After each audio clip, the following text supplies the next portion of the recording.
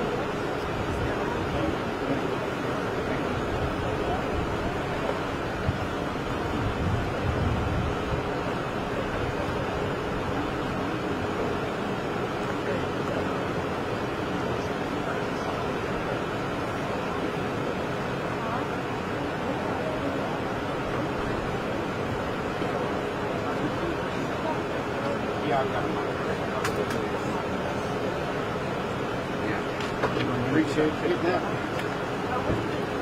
Because I don't have that little magic box. Everybody's got it.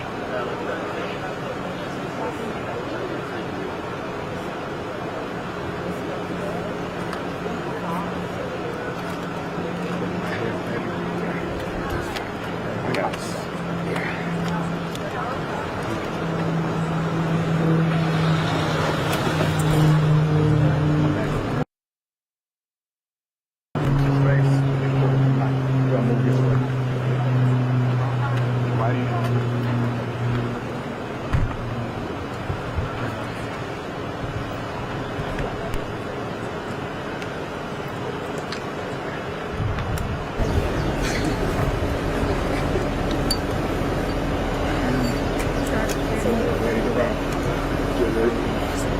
Just a second.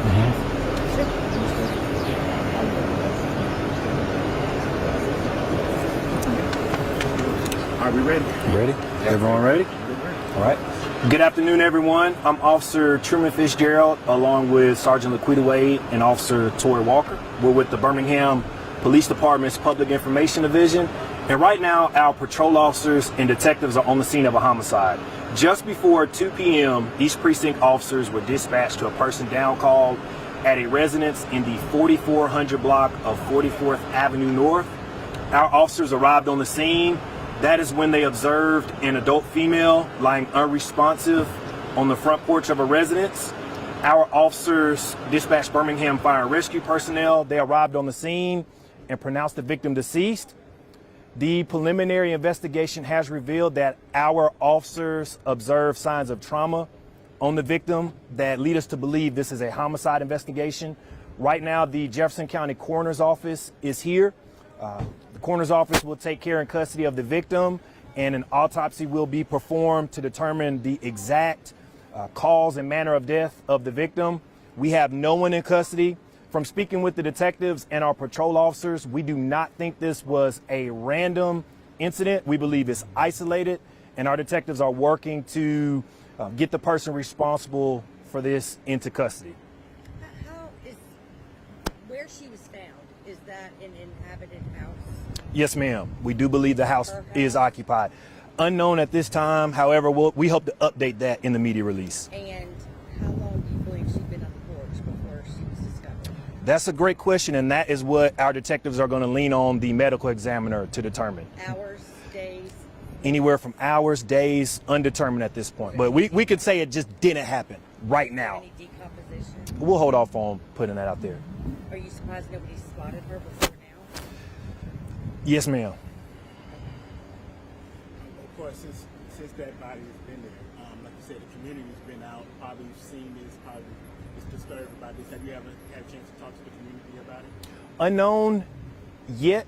However, one good thing about Inglenook is a tight-knit community, so word travels fast, and our detectives hope to go door to door, and anyone that has information, please know that you can remain anonymous by reaching out to Crime Stoppers. Can you say who or how she was found? We'll just say a citizen observed her and called 911. And back to the house. Yes, ma'am. So the people that live there have not been home, or That is an interesting side of this story. And our detectives have asked that we hold off on that. That's an interesting side of the story.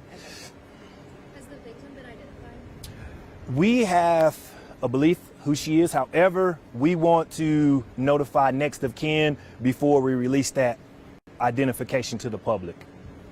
Great question. Yes, ma'am. Ms. Emma? I don't have anything. Yeah. You answer it all. I have one question. Sure. I think it's kind of sad that this is happening right here. I know that's a visual.